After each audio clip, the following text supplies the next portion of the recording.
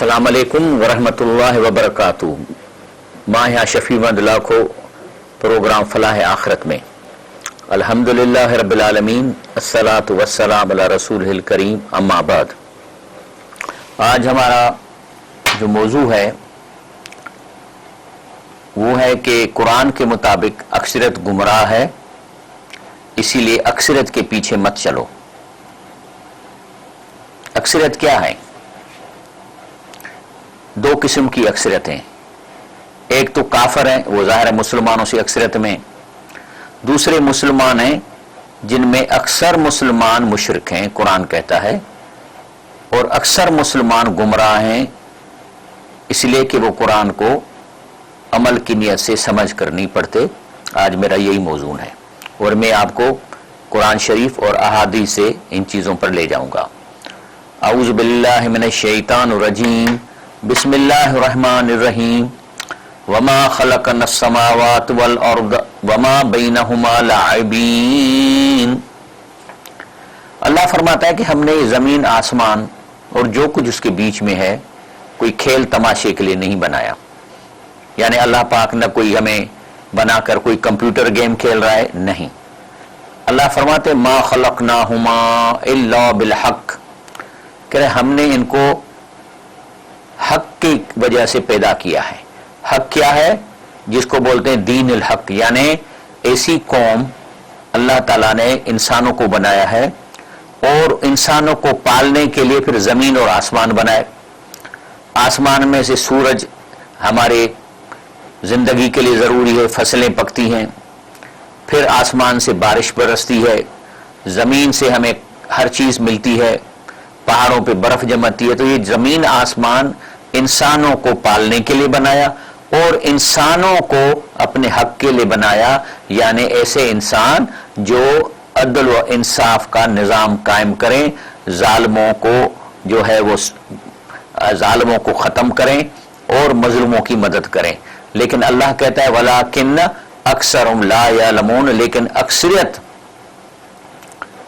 ये दीन हक के पर्पस को नहीं समझती कि अल्लाह ने हमें क्यों पैदा किया। अक्सरियत ये समझती है कि हम पैदा हुए हैं कमाने के लिए और कमाते हैं खाने के लिए, खाते हैं इसलिए कि फिर कमाएंगे। ये जिंदगी का मकसद है। लेकिन हालांकि ये मकसद जानवरों का भी है, वो भी जो है वो काम करते हैं, दूध देते हैं, लेकिन उनको खिलाना पड़ता है या खुद खाते हैं। तो कहते हैं कि अक्सर लोग जो हैं ये अल्लाह के इस प्रोग्राम को नहीं जानते, जबकि ये सारा प्रोग्राम कुरान में दिया हुआ है। आगे फरमाता है कि ये लोग किस किस्म के लोग हैं। कई मिन आयातिम फिस समावात वल अर्द, कह रहा है कि मेरी कई मौजज़े हैं जमीन और आसमान में, यमरून अलैहा, उनके पास से गुजरते भी हैं, वहुम अन्हा मुरदून, लेकिन उनको परवाह नहीं, कभी सोचते नहीं। मिसाल के तौर पे माँ की पेट में बच्चा पैदा होता है, उसके कान बन रहे हैं, उसकी आंखें बन रही हैं, उसका नर्वस सिस्टम बन रहा है, दिल बन रहा है। क्या ये कैसे बन रहा है? एक आदमी की बीमार होता है तो इलाज पे कितना खर्चा, ऑपरेशन करना पड़ता है, लेकिन वो चीजें उसके जिस्म के अंदर बन रही हैं। लोग कहते हैं बच्चा पैदा हो रहा है। आज 3 महीने, 6 महीने, 8 महीने, उससे ज्यादा आगे उनका दिमाग सोचता ही नहीं है कि अंदर कैसे बन रहा है, उसके बालों का रंग कहाँ से आ रहा है, आंखों का कलर कहाँ से आ रहा है। तो अल्लाह कहता है कि कई लोग ऐसे हैं। बारिश का पानी आता है, उससे बर्फ जमती है पहाड़ों पे, और फिर हम यही पानी पी रहे हैं, लेकिन परवाह नहीं है कि सोचें कि अल्लाह ताला ने ये पानी का कैसे निज़ाम किया। अगर पहाड़ों पे बर्फ न जमे तो हम ख़त्म हो जाएं, क्योंकि नहरें फिर तो सिर्फ तब चलेंगी जब बारिश होगी, और जब बारिश नहीं तो पानी कहाँ होगा। पानी नहीं होगा तो हम ख़त्म हो जाएंगे, जो लोग पानी पे जिनका गुजारा है नहरों पे। आगे अल्लाह फरमाता है अलीम लाम मीम रो तिल्का आयातुल किताब, ये जो आप आयतें हैं ये कुरान की हैं। अल्लाह फरमाए वल्लज़ी उन्ज़िला इलैका मिन रब्बिकल हक़, अल्लाह फरमाता है कि यही कुरान, इसमें अल्लाह ताला ने पर्पज़ ऑफ जिंदगी का मकसद क्या है, क्यों पैदा किया है। अल्लाह पाक फरमाते नबी करीम सल्लल्लाहु अलैहि वसल्लम आपके ऊपर ये जो हमने नाजिल किया है, यही चीज बताने के लिए कि जिंदगी का मकसद क्या है। वलाकिन अक्सर अन्नास ला युमिनून, लेकिन अक्सर लोग इन चीजों पर उनका ईमान नहीं।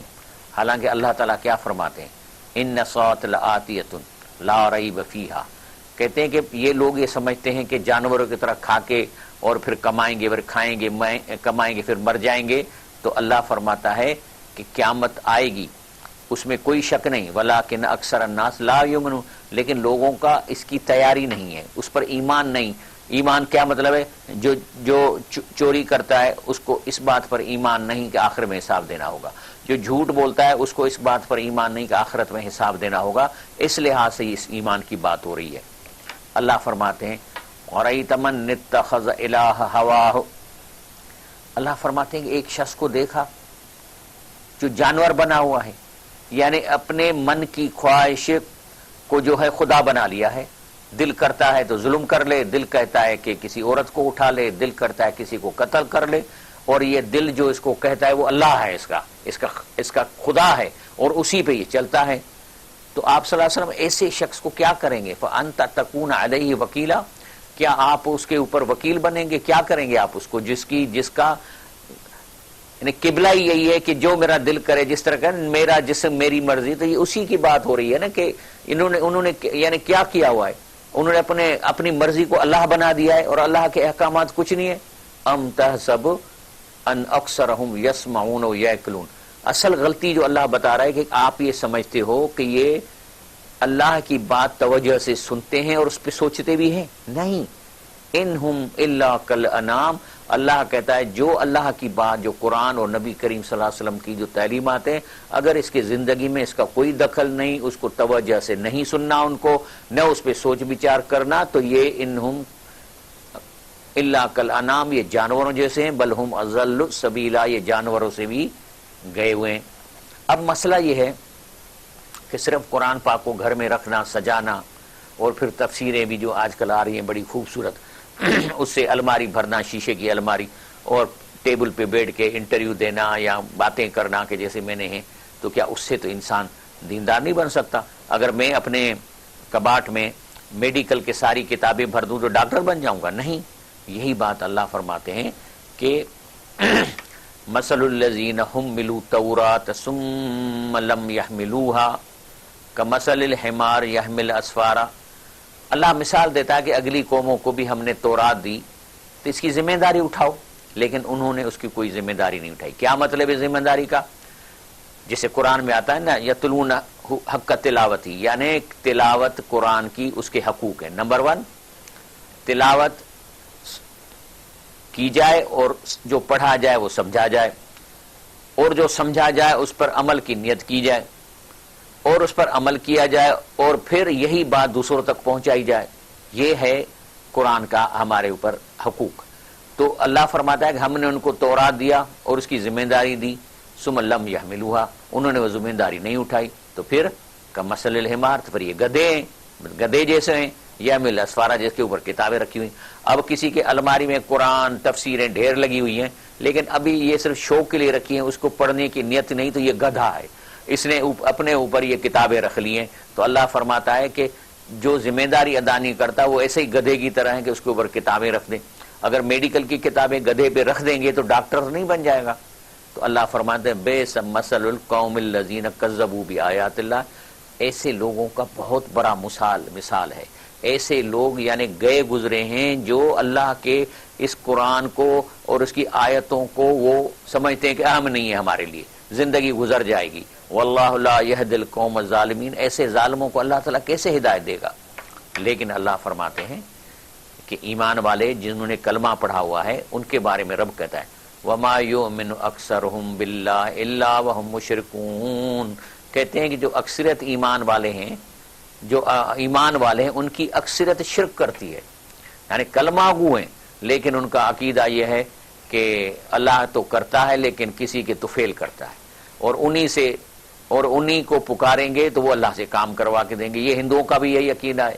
ہندوؤں کے جتنے بھی بت بنے ہوئے سب ان کے بزرگوں کے ہیں، وہ یہ کہتے ہیں کہ بھگوان کے پیارے ہیں، ہم ان کے آگے جا کے بتوں کے آگے بات کرتے ہیں تو بت کان نہیں ہے بتوں کے، لیکن وہ کمیونیکیشن کر دیتے ہیں، جس ڈیٹی کا یہ بت ہوتا ہے وہاں تک آواز پہنچا دیتا ہے اس بت کی، یعنی like a telephone set. تو وہ یہ کہتے ہیں، میں نے ان کے سارے لٹریچر کو ریویو کیا، یہ انہی کا یہی عقیدہ مشرکوں میں ہے کہ کرتا ہے اللہ لیکن کسی کو کہنا پڑے گا۔ تو اللہ کہتا ہے اکثر ایمان والے بھی اکثریت جو ہیں وہ ہیں۔ اب سوال یہ پیدا ہوتا ہے کہ موضوع ہے ہمارا اکثریت۔ اب اللہ تو کہتا ہے کہ اکثریت مشرک ہے، اکثریت ایمان نہیں لاتے صحیح طریقے سے، تو پھر ہم کیا کریں؟ اب یہ ہوتا ہے کہ کوئی جنازہ ہوتا ہے تو کہتے ہیں کہ جی اس کے جنازے میں بہت سارے لوگ آئے، تو اس کا مطلب ہے کہ وہ اس کی دلیل دیتے ہیں کہ وہ بہت کوئی پہنچا ہوا بندہ تھا۔ ہو بھی سکتا ہے لیکن ایسے نہیں ہے۔ اگلی بریک کے بعد میں آپ کو یہ بات سمجھاتا ہوں۔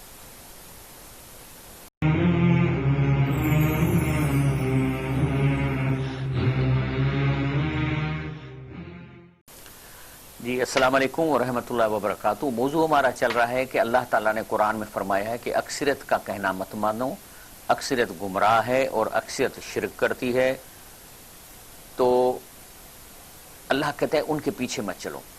اب میں آ رہا تھا اس بات پہ کہ جب اکثریت مشرک ہے تو ظاہر ہے کہ اگر کوئی مشرک بڑا آدمی مرے گا تو کیونکہ اکثریت ان کی ہے تو ان کے جنازے میں بہت لوگ آ جائیں گے۔ مثال کے طور پہ کیا جنازے میں اتنے سارے لوگ آنا نشانی ہے کسی کے بزرگی کی؟ آج میں آپ کو آخر وصیت علامہ محدث شیخ البانی کی کتاب سے میں نے لیا ہے، فتاوی البانی سے۔ اس سے اس دور میں 20ویں صدی میں سب سے بڑا عالم اور محدث شیخ ناصر البانی، جس نے حدیث کا جتنا کام کیا ہے ساری دنیا اس کی تعریف ہو گئی ہے، بلکہ اب حدیث کے لیے لکھا ہونا ہوتا ہے کہ صح البانی، تو اس کی وجہ سے یعنی سمجھ لیں کہ جو پچھلے ادوار میں جیسے صح بخاری یا صح ستہ، اس کو بھی یہ اس نے آگے آ گیا ہے کہ اب کہا جا رہا ہے کہ البانی نے اس کو صحیح کہا ہے۔ اس کی بات سنیں، وہ کہہ رہا ہے کہ جب میں مر جاؤں تو میرے ساتھ کیا کرو۔ اس نے 4 باتیں کہی ہیں۔ کہیے کہ اولن اوسی زوجتی و اولادی و استقائی، کہ میں وصیت کرتا ہوں اپنی بیوی کو، اپنے اولاد اور دوستوں کو، کل محبن لی اذا بلغت وفاتی، جو مجھ سے محبت کرتے ہیں جب میں مر جاؤں اور ان کو انفارمیشن مل جائے تو میں ترجمہ کرتا ہوں کہ ان کو چاہیے کہ میرے مغفرت کی دعا کریں، لیکن میرے جنازے کے پاس آ کر کوئی بھی نہ زور سے نہ روئے، علی نیاحا اور بصوت مرتفع، آواز نہ نکالے۔ دوسرا ان یجلوا بدفنی، میرا جنازہ جلد دفن کرو، ولا یخربوا من اقاربی واخوانی الا بقدر ما یحصل بہم واجب تحجیزی، کہہ رہا ہے کہ جب میں مر جاؤں تو میرے رشتہ داروں اور میرے بھائیوں کو خبر مت دو، صرف ان لوگوں کو بلاؤ جو ضروری ہیں مجھے غسل کے لیے اور تحجز کے لیے، اور اس کے بعد ایک نام لیا کہ یہ میرا پڑوسی ہے اور میرا دوست مخلص ہے، اس کو بھلی بلاؤ، ان کی مدد کرو۔ اس کا مطلب ہے کہ کہتا ہے کہ میرے جنازے میں سب کو نہ بلاؤ۔ تیسرا کہتا ہے اختار دفن اقرب مکان، میرا جنازہ قریب قبرستان میں لے جاؤ، لکی لا یصدر من یحمل جنازہ وداہا فی سیارہ، کہ لوگوں کو اٹھا کر لے جانے کی تکلیف نہ ہو، اور نہ اس کو کار میں رکھو، کیونکہ یہ جو ہے یرکب مشیون سیار نہیں، یہ مشیوں کا کام ہے، یہودیوں کا اور عیسائیوں کا۔ اور دوسری بات ان یکون قبر فی مقبرۃ القدیمہ یغلب علی ظن انہا سوف لا تنبش، کہتا ہے کہ قبرستان اگر ہو قریب لیکن کوشش کرو کہ پرانا قبرستان ہو، کیونکہ وہ پھر ڈھایا نہیں جاتا، آج کل بلڈنگیں بن جاتی ہیں۔ اس کے بعد کیا کہتا ہے وَعَلَى مَنْ كَانَ فِي الْبَلَدِ الَّذِي أَمُوتُ فِيهِ اللہ یخبروا من کان خارجا من اولادی، کہ اگر میرا بیٹا بھی ہو بیٹی بھی ہو لیکن جس شہر میں میرا انتقال ہو گیا اگر اسے باہر کسی اور شہر میں ان کو پتہ نہیں دو، ان کو نہیں بتاؤ، جبکہ الا بعد تشیبعی، جب میں دفن ہو جاؤں اس کے بعد حتی لا تغلب عواطف، کو ان کو تکلیف نہ ہو آنے میں، وتعمل عملها ويكون ذلك سبب لتاخیر جنازی، اور میں اسی لیے کہتا ہوں کہ پھر اس کے انتظار میں میرے جنازے کو رکھا نہ جائے، جلدی اس کو دفن کیا جائے۔ یہ ہے اللہ کے ولیوں کا اپنے جنازے کے بارے میں وصیت۔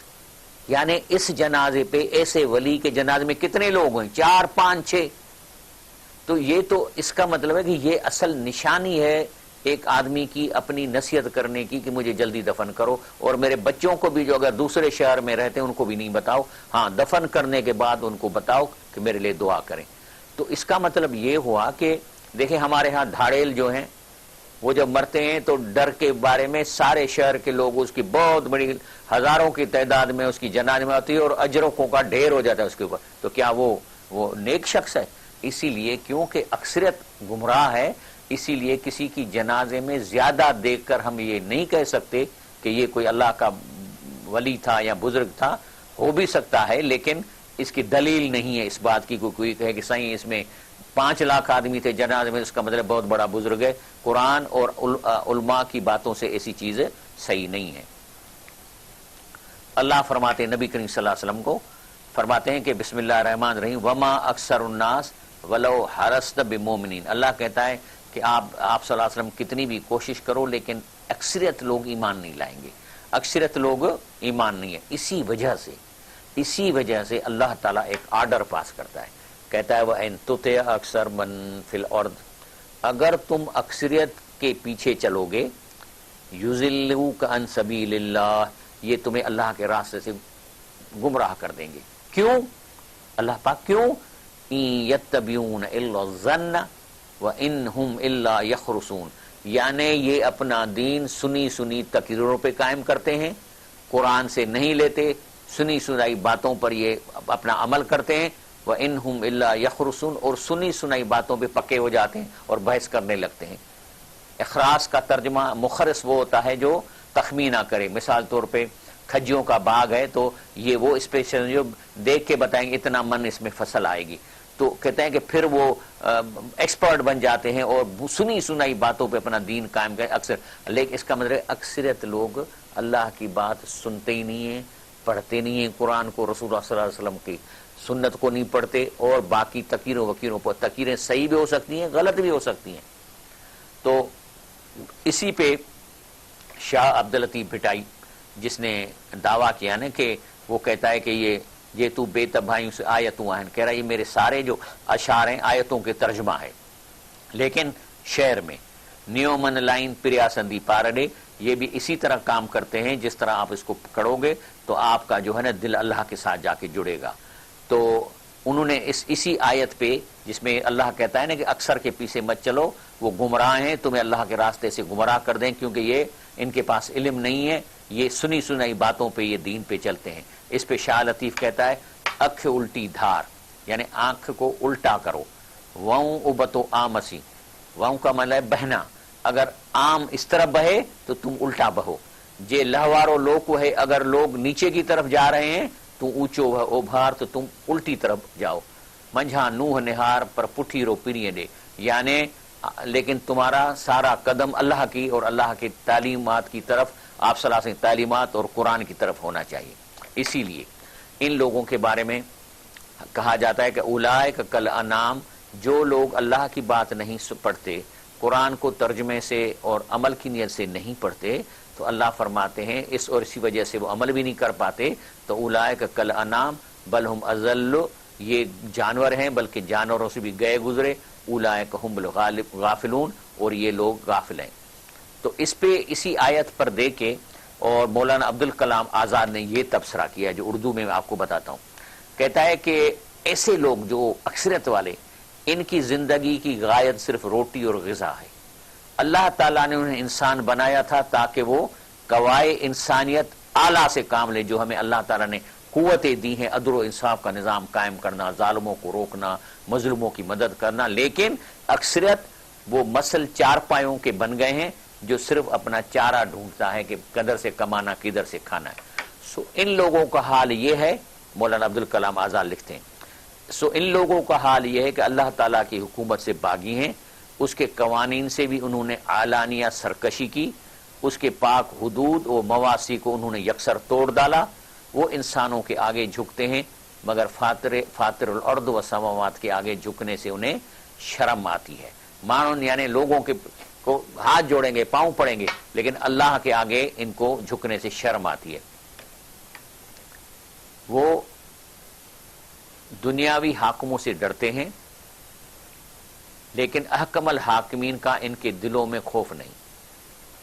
انسانی بادشاہت کا اگر ایک چھوٹا سے چھوٹا قانون بھی ہو تو اسے سرتابی کرنے کی انہیں ہمت نہیں ہوتی، پر شہنشاہ ارض و سما کے بڑے سے بڑے قانون کو ٹھکرا دیتے ہیں ذلیل و حقیر کرنے سے نہیں ڈرتے، کیونکہ اللہ تعالیٰ پر انہیں یقین نہیں رہا اور اس کی سزاؤں کو نہیں مانتے۔ یہ اکثر بریک لے رہے ہیں، انشاءاللہ بریک کے بعد مولانا عبدالکلام آزاد نے آگے بھی اس پہ تبصرہ کیا ہے، میں آپ کو بتاتا ہوں۔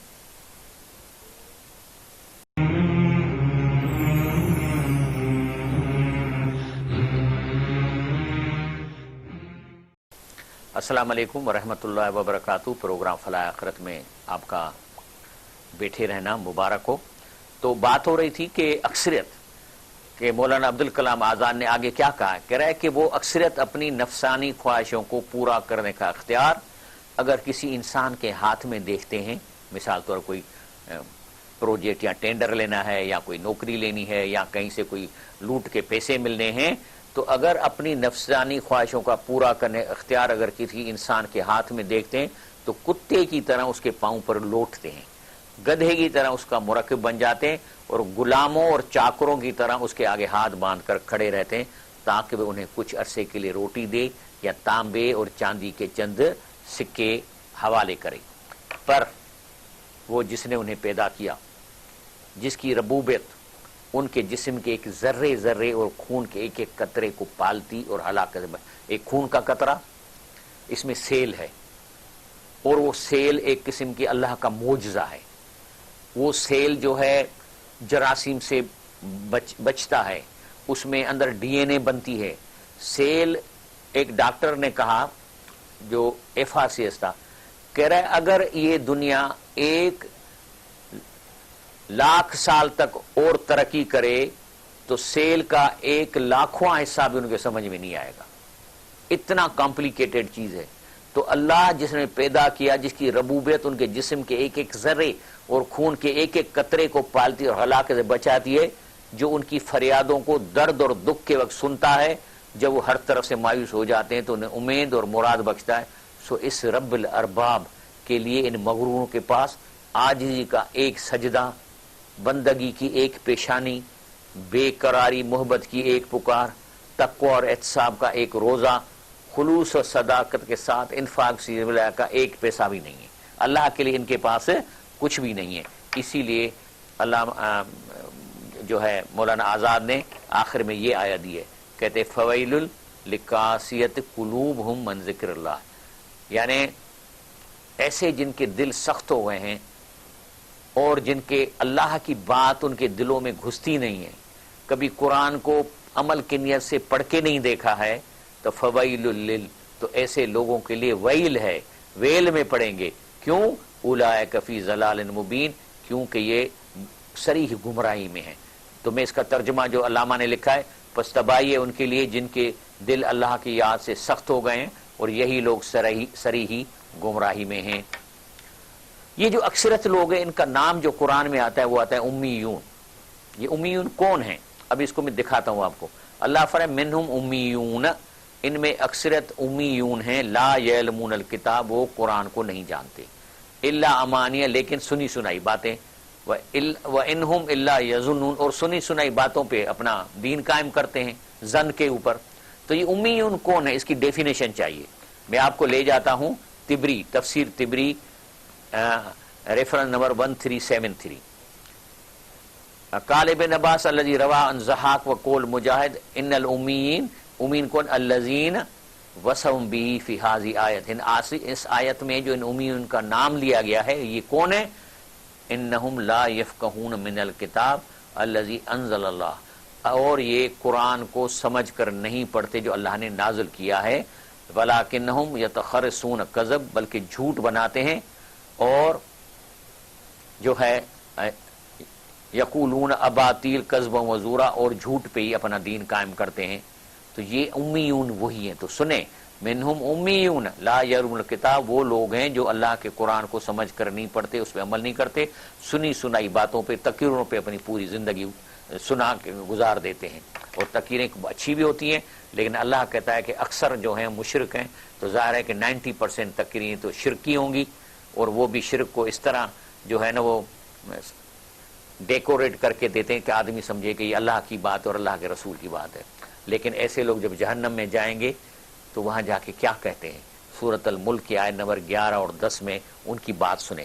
جہنم میں جا کے کہتے ہیں وقالوا لو كنا نسمع او نعقل، کاش ہم اللہ کے کلام کو دھیان دے کے سنتے، او نعقل اور اس کو سمجھتے عمل کی نیت کے لیے، ما کننا فی اصحاب السعیر، تو جہنم میں نہیں داخل ہوتے، جہنم سے بچ جاتے، ہم آگ والے لوگوں میں شامل نہیں ہوتے۔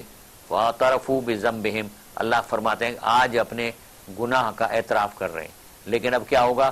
فسوکن، سوکن کا مطلب دور کرو، لیکن میں کہتا ہوں لات مارو ان کو، فسوکن لاصحاب السعیر، یہ جو آگ کے لوگ ہیں ان کو دھکیلو پڑتے۔ تو وہاں جا کے وہ کیا کہیں گے؟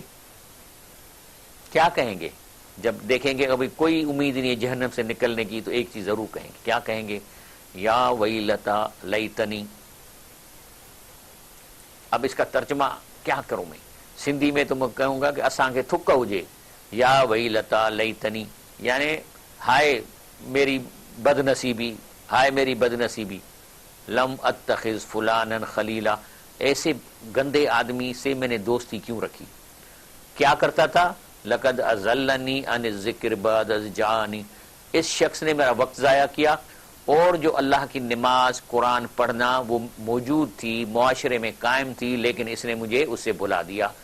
مطلب قرآن بھی موجود تھا، لیکن مطلب یہ کون لوگ ہیں؟ یہ وہ لوگ ہیں جو آپ کو رات کو بلاتے ہیں اور رات کو تاش کھیلتے ہیں، شطرنج کھیلتے ہیں، دوسرے گندی باتیں کرتے ہیں، 12 2 3 بجے تک جو جگاتے ہیں پھر سوتے ہیں۔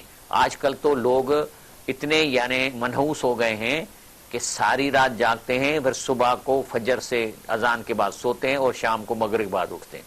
تو یہ وہی ہے، یا ویلتا لیتنی لم اتخذ فلانا خلیلا، ہائے ہائے میں نے فلاں کو دوست کیوں بنایا، اس نے مجھے گمراہ کیا ان ذکر، ذکر قرآن کو بھی کہتے ہیں، نماز کو بھی کہتے ہیں، اللہ کے دین کو بھی کہتے ہیں، کہ انہوں نے مجھ سے گمراہ کیا بعض جانی، جبکہ وہ میرے پاس آ چکا تھا۔ وکان شیطان انسان خذولا، لیکن کہہ رہے ہیں کہ یہ شیطان نے جو ہے وہ انسان کو خوار اور برباد کرنے کے لیے ہے۔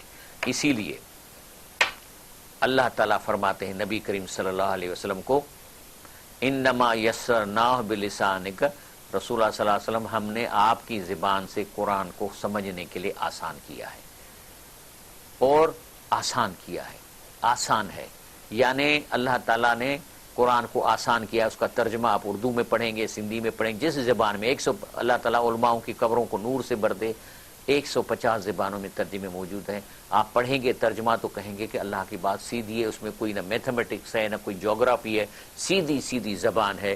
کائے کے لیے؟ لتبشر بہ المتقین، کہ آپ صلی اللہ علیہ وسلم جو قرآن کی بات سن کر عمل کریں گے اور تقوی اختیار کریں گے تو ان کو خوشخبری دو، وتنذر بہ قوما لدا، اور خبردار کرو جو لوگ اللہ کی بات نہیں سنتے، فرمایا سورۃ المریم میں۔ میں اللہ پاک سے دعا مانگتا ہوں کہ ہمیں سمجھ عطا فرمائے، اور جو میں نے قرآن نے ہمیں خبردار کیا ہے کہ عام اکثریت کے پیچھے مت چلو، وہ گمراہ ہیں، اور میں نے آپ کو دکھایا کہ کس طرح شیخ ناصر الدین البانی کہتا ہے کہ میرے جنازے میں زیادہ لوگ نہ ہوں۔ یہ ہے اصلی حقیقی علماء اور بزرگوں اور ولیوں کی جو ہے تبلیغ اور طریقہ۔ سبحان ربک رب العزت عما یصفون وسلام علی المرسلین والحمد للہ رب العالمین۔